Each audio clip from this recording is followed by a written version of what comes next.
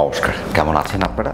আশা করি প্রত্যেকেই ভালো আছেন। আমরা বৃহস্পতির সঞ্চার নিয়ে আমরা আলোচনা করছি। বৃহস্পতি মিথুন রাশিতে এসে অবস্থান করছে।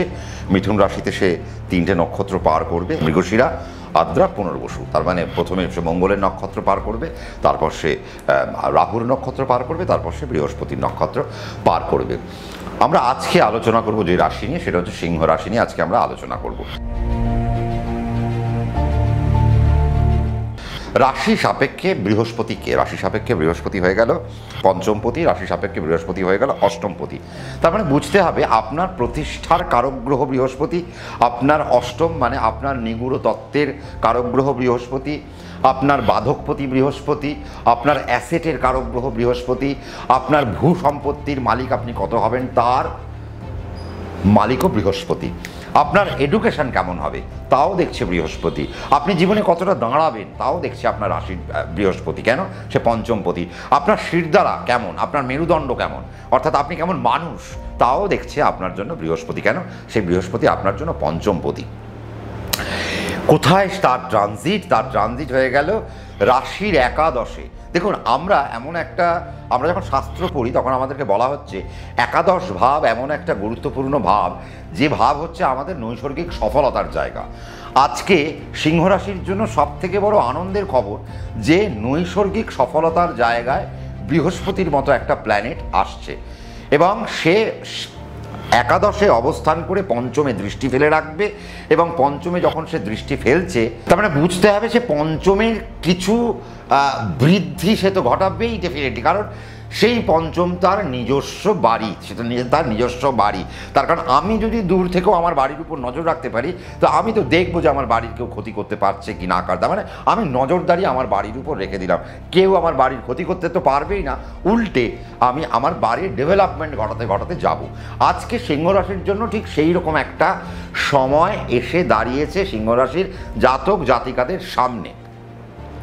কেন? প্রতিষ্ঠার যে পালা এখন।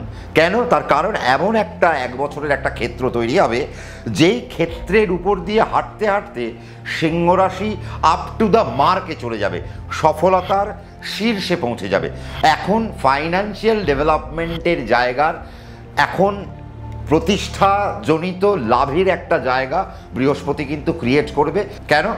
তার কারণ একাদশ মানে হচ্ছে আমাদের লিকুইড মানির জায়গা। এখন আপনি চাকরির জায়গায় এখন অনেক সুনাম আপনি অনেক পাবেন। আপনি যদি সিংহ রাশি হয়ে থাকেন আপনার উপর এখন অনেকে ডিপেন্ড করতে আরম্ভ করবে, আপনার বুদ্ধি নিয়ে চলতে অনেকে আরম্ভ করবে। আপনার জন্য নতুন নতুন কিছু জায়গা এখন তৈরি হবে, নতুন নতুন ক্রিয়েশন আপনার জন্য আসবে, নতুন নতুন সোসাইটি আপনি এখন পাবেন, নতুন অ্যাটমসফিয়ার আপনি এখন পাবেন। এবং সেই অ্যাটমসফিয়ারগুলো এত মিষ্টি যে আপনার জন্য আপনি একটা জগৎ খুঁজে পাবেন, যে জগতে আপনি আপনাকে খুঁজে পাবেন। আমার কাছে এখন মনে হয় সিংহ রাশির জন্য এমন একটা জায়গা যে সিংহ রাশি যদি মনে করে এখন সে নিজেকে খুঁজে পেতে পারে। কিন্তু ওই সিংহের তো একটাই দোষ। কি দোষ? সিংহ খায় যখন তার খিদে পায়, তারপর সে কি করে? তারপর সে প্রচণ্ড রেস্ট নেয়। আবার তার যখন খিদে পায় তখন সে খাদ্যের অন্বেষণে বেরোয়। আপনি যদি সিংহ রাশি হয়ে থাকেন তাহলে আপনার এই ল্যাথার্জিক যে মনোভাব, এই মনোভাবকে এখন কিন্তু আপনাকে একটু দূরে সরিয়ে রাখতে হবে। দেখুন, অষ্টম এসছে আপনার একাদশে, সে কিন্তু আপনাকে ল্যাদ বানাবেই। তার কারণ এখন আপনার হাতে অর্থ চলে আসবে। আপনি ভাববেন যে না, অনেক তো অর্থ এসে গেল, আজকের দিনটা একটু ঘুমিয়ে নিই, আজকে একটু রেস্ট করে নিই। মানে এই ব্যাপারগুলো খুব মজার সিংহ রাশির জন্য। তো আমি বলবো এখন এগুলোকে সরিয়ে দিয়ে এখন আপনাকে ভীষণ যত্ন করতে হবে আপনার কেরিয়ারকে। আর আপনার অষ্টম যখন ফিফথে আসছে, একাদশে এসছে, সে যখন আপনার পঞ্চমে দৃষ্টি দিচ্ছে, এবার আপনার মধ্যে একটা ইচ্ছে তৈরি হবে। কি ইচ্ছে? না আর কারো অধীনে চাকরি করব না, এবার আমি নিজের ছেলে মানুষ করব। পরের ছেলে তো অনেক মানুষ করে নিলাম, এবার আমি নিজের ছেলে মানুষ করব। হ্যাঁ, তার কারণ অষ্টম যখন একাদশে আসে তখন আর না মানুষ না স্বাধীন চেতা হতে আরম্ভ করে। তখন আমি আমার ফাইন্যান্সকে, আমার মনে হয় এবার অষ্টম একাদশে আসলে সেই জাতক জাতিকাদের মধ্যে একটা টেন্ডেন্সি তৈরি হয় যে আমি আমার ফাইন্যান্সকে এখন ক্রিয়েট করব। আমি খাটবো, আমি খেটে আমি একটা ফাইন্যান্সকে ক্রিয়েট করব, আর আমার ফাইন্যান্সটা আমার রিলেটেড ফাইন্যান্স হবে। তো সেই রকম একটা ক্ষেত্র কিন্তু আপনাদের জন্য আমি দেখতে পাচ্ছি। 2 নম্বর, আর কি, আপনারা যেই জায়গায় এতদিন প্রতিষ্ঠা নিয়ে জুঝছিলেন, এবার সিংহ রাশির জাতক জাতিকারা সেই জায়গায় প্রতিষ্ঠাটা খুঁজে পাবেন, সুন্দর করে খুঁজে পাবেন। কিন্তু একটা অসুবিধে কি, সেটা হচ্ছে আপনাদের দূরের ভ্রমণ আপনাদের আটকে যেতে পারে। তার কারণ অষ্টম একাদশে বসে পঞ্চমকে দৃষ্টি দেবে, তার মানে প্রতিষ্ঠা দেবে ঘরের খুব কাছ থেকে। তার মানে যারা বাড়ির কাছাকাছি আছেন তাদের প্রতিষ্ঠা অনেক বাড়বে। এমনও হতে পারে যে আপনি বিদেশে বসে রয়েছেন, কলকাতায় আপনার জন্মস্থান, পশ্চিমবঙ্গে আপনার জন্মস্থান, আপনি আউটার স্টেট বা আপনি আউটার কান্ট্রিকে কানেক্ট করে বসে রয়েছেন। এই মুহূর্তে সেখান থেকে আপনাকে হয়তো কোম্পানি বাড়ির কাছাকাছি পাঠিয়ে দিল, বাড়ির কাছাকাছি কোনো একটা হেডকোয়ার্টারের দায়িত্ব দিয়ে দিল।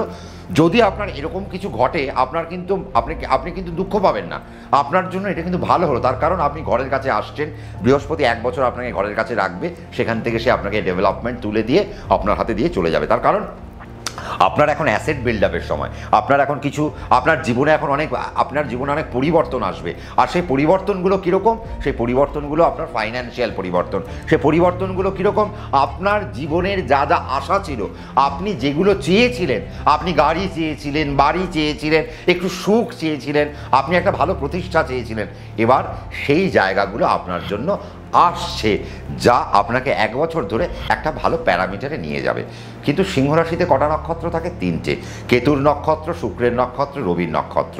তার মানে আপনার হয়তো এখানে মঘা নক্ষত্রে জন্ম হতে পারে, আপনার পূর্ব ফাল্গুনী নক্ষত্রে জন্ম হতে পারে, বা আপনার উত্তর ফাল্গুনী নক্ষত্রে জন্ম হতে পারে। তাহলে আমরা যদি কেতু থেকে হিসেব করি যে বৃহস্পতি কোন কোন নক্ষত্র পাস করছে, বৃহস্পতি মঙ্গল, রাহু আর বৃহস্পতির নক্ষত্র মিথুন রাশির উপর দিয়ে পাস করতে করতে যাবে। তাহলে আমার যদি কেতুর নক্ষত্র হয়, তাহলে বৃহস্পতি আমার কোন কোন নক্ষত্র পাস করছে, তাহলে বৃহস্পতিকে আমাকে গুণে নিতে হবে কোথায় আছে সে। তাহলে কেতু, শুক্র, রবি, চন্দ্র, মঙ্গল, রাহু, বৃহস্পতি। তাহলে আমরা মঙ্গল, রাহু, বৃহস্পতি নিয়েই থাকবো। তার কারণ মিথুন রাশিতে আমরা মঙ্গলের নক্ষত্র, রাহুর নক্ষত্র, বৃহস্পতির নক্ষত্র পাচ্ছি। তাহলে বৃহস্পতি গোটা 1টা বছর ধরে মঙ্গল, রাহু, বৃহস্পতির নক্ষত্র পাস করবে। তাহলে কেতুর নক্ষত্রের জন্য কেতু, শুক্র, রবি, চন্দ্র, মঙ্গল, রাহু, বৃহস্পতি। জন্ম, সম্পদ, বিপদ, ক্ষেম, প্রত্যরী, সাধক, বধ। দেখুন, আমরা যদি হিসেব করি তাহলে দেখা যাচ্ছে যে 6 মাসের ইকুয়েশন মঘার জন্য অত্যন্ত ভালো, 6 মাসের ইকুয়েশন মঘার জন্য অত্যন্ত খারাপ। তার মানে আমরা দেখতে পাচ্ছি যে যখন সে প্রথম ঢুকছে, তার মানে সে এই জায়গায় ঢুকছে, জন্ম, সম্পদ, বিপদ, ক্ষেম, প্রত্যরী। তার মানে প্রত্যরী দিয়ে যাত্রা শুরু করবে, তারপরে সাধক, তারপরে আবার বধ। মানে এটা প্রচণ্ড ডেঞ্জারাস। তার মানে আমাকে যেটা বুঝতে হবে, এই বধের জায়গায় আমি মঘা যদি হয়ে থাকি, আমি কোনো কাজ করব না। তার মানে বধ যদি হয়, তার মানে আমি মে মাস থেকে 6 মাস গুনে নিই, তাহলে মে মাস থেকে 6 মাস পর্যন্ত আমি আমার যাবতীয় যা কাজ আছে সমস্ত কিছু সম্পন্ন করে ফেলবো। তারপরের 6 মাস আমি চুপচাপ দাঁড়িয়ে থাকবো, যা যা করেছি সেখান থেকে আমি শুধু এবার রিটার্নগুলো নিতে থাকবো। নিউ ইনভেস্টমেন্ট, নিউ কোনো প্ল্যানিং ওই 6 মাস করা যাবে না। তার মানে মে মাস থেকে আগামী 6 মাস মঘার জন্য ভালো। বাকি 6 মাস মঘার জন্য একটা কিন্তু যুদ্ধকালীন জায়গা বা বিপদকালীন জায়গা। তার কারণ বধে যে প্ল্যানেট থাকবে সে তো বিঁধবেই। তো আপনি যদি সিংহের মঘা হন, তাহলে আপনাকে এই মেধা থেকে আপনাকে দাঁড়াতে হবে। তার মানে আপনাকে সেই সময় পজ দিতে হবে আপনি যদি মঘা হন। তাহলে মঘার জন্য আমরা ধরে নিলাম যে লাস্ট 6 মাস খারাপ, প্রথম 6 মাস ভালো। তার মানে মে মাসে যদি এই বৃহস্পতি ট্রানজিট করে, তাহলে May, June, July, August, September, October, আমি নভেম্বর অবধি আমি রিলিজ করব যে নভেম্বর অবধি আপনারা ভালো কাজ করতে পারেন। ডিসেম্বর, জানুয়ারি, ফেব্রুয়ারি, মার্চ, এপ্রিল অবধি আপনারা তো একদম ভালো কাজ আর হাত দেবেন না। তখন এখানে যা যা হাত দেবেন তাই শেষ, মানে জ্বলে পুড়ে রাখ হয়ে যাওয়ার মতো অবস্থা। তাহলে মঘার জন্য ভীষণ সাবধানতা ওই একটা জায়গায়। এবার আমরা কোথায় আসবো? শুক্রের জায়গায়। শুক্র মানে হচ্ছে এবার আপনার পূর্ব ফাল্গুনী নক্ষত্র। তাহলে শুক্র, রবি, চন্দ্র, মঙ্গল, রাহু, বৃহস্পতি। তার মানে বুঝুন, জন্ম, সম্পদ, বিপদ, ক্ষেম, সাধক, ক্ষেম, প্রত্যরী, সাধক। তার মানে আমরা যেটা দেখতে পেলাম যে পূর্ব ফাল্গুনির জন্য আবার বৃহস্পতির ট্রানজিট একটা মজাদার ট্রানজিট হিসেবে বিবেচিত হবে। কেন? জন্ম, সম্পদ, বিপদ, ক্ষেম, প্রত্যরী, সাধক। তার মানে এরও দেখা যাচ্ছে যে 6 মাস খারাপ, 6 মাস আবার ভালো। কিন্তু এইখানে মজার বিষয়টা হচ্ছে যে এই যে 6 মাসটা খারাপ, সেটা কীরকম? আমি মে মাস থেকে 2 মাস ভালো পাবো, তারপর 6 মাস খারাপ পাবো, তারপর রেস্ট অফ দ্য 4 মাস আমি আবার প্রচণ্ড পরিমাণে ভালো পাবো। তাই এই যে হিসেবটা আপনাকে বুঝে শুনে চলতে হবে যদি আপনি পূর্ব ফাল্গুনী নক্ষত্র হয়ে থাকেন। আর আপনি যদি রবির নক্ষত্র হয়ে থাকেন তাহলে কি হলো? তাহলে রবি, চন্দ্র, মঙ্গল, রাহু, বৃহস্পতি। তাহলে রবির জন্য আপনার যদি উত্তর ফাল্গুনী নক্ষত্র হয়, তাহলে জন্ম, সম্পদ, বিপদ, ক্ষেম, প্রত্যরী। তার মানে রবির নক্ষত্রের জন্য যাত্রাটাও আবারও একটা সেন্সিটিভ বা একটা টেনশনের যাত্রা। এবার তার মানে রবির নক্ষত্রেরও 6 মাস খারাপ, মাস ভালো। এবার খুব মজার বিষয় যে আপনাকে তো অ্যাস্ট্রোলজার কাছে যেতে হবে।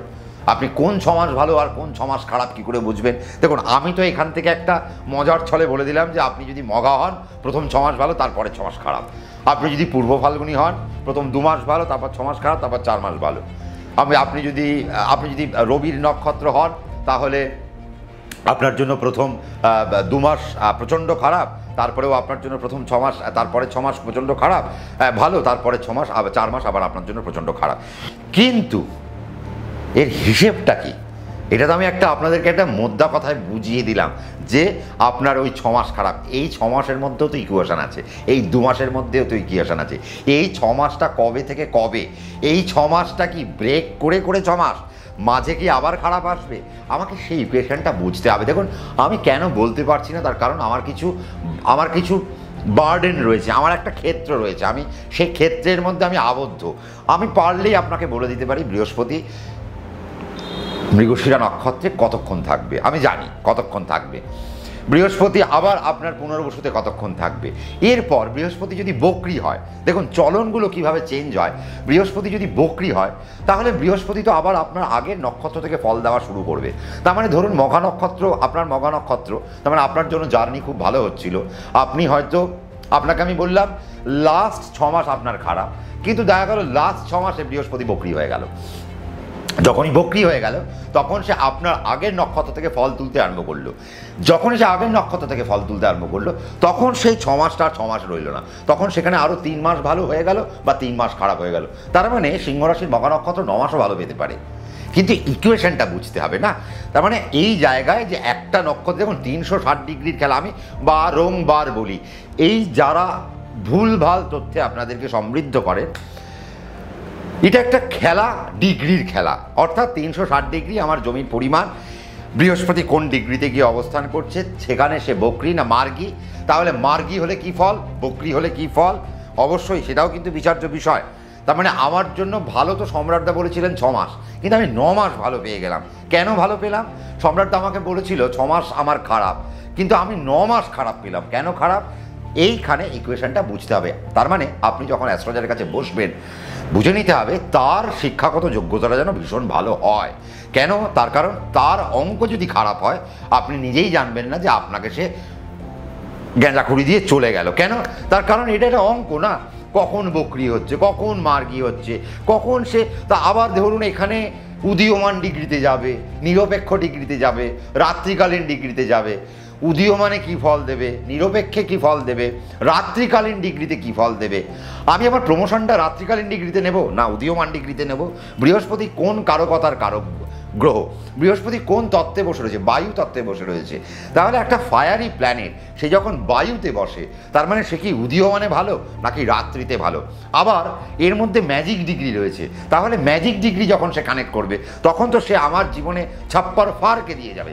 আমি তো জুঝছিলাম খারাপ খারাপ খারাপ, আমি হয়তো গ্যামলিংয়ে আমি হয়তো 10 লাখ 15 লাখ হেরে গেলাম, আমি শেয়ারে 10 লাখ 15 লাখ আমি লস করলাম, 20 লাখ লস করলাম। কিন্তু দেখা গেল যখন ম্যাজিক ফিগারে পৌঁছলো বৃহস্পতি, সেই মুহূর্তে আপনাকে একটা দারুণ একটা ইকুয়েশন দিয়ে চলে গেল। তার মানে সিংহ রাশির জন্য যাত্রাটা কিন্তু একটা মজাদার যাত্রা। আর পারমুটেশন কম্বিনেশনটা কেন বুঝতে হবে, তার কারণ এই মুহূর্তে আপনাদের, দেখুন এখন সিংহ রাশি নিয়ে আমার একটাই কথা, ফাইন্যান্সিয়াল ডেভেলপমেন্ট আপনাদের কানেক্ট হতে চলেছে, প্রতিষ্ঠার ডেভেলপমেন্ট কানেক্ট হতে চলেছে, এডুকেশনাল ডেভেলপমেন্ট কানেক্ট হতে চলেছে। আপনার জীবনে নতুন কিছু ক্রিয়েশন আসছে, আপনার জীবনে নতুন কিছু কানেক্ট করতে চলেছে। প্লিজ সেই জায়গাকে বুঝুন, বুঝে কানেক্ট করুন। তার কারণ আপনি যতই অষ্টম বলুন আমার কাছে অষ্টম অত্যন্ত গুরুত্বপূর্ণ। তার কারণ আপনি জীবনে কতটা বড় লোক হবেন, আপনি জীবনে কতটা অর্থের মালিক হবেন, আপনি জীবনে কতটা অর্থ নিয়ে সমস্যার মধ্যে পড়বেন, আপনার জীবনে কতগুলো কেস থাকবে, সেগুলো কিন্তু সবই বৃহস্পতি নির্ধারণ করছে। তো যদি মনে হয় আমার অনুষ্ঠানটা প্রাসঙ্গিক, সাবস্ক্রাইব করবেন, লাইক করবেন, শেয়ার করবেন। আমার যেটা খুব গুরুত্বপূর্ণ দরকার সেটা হচ্ছে আপনার কমেন্ট।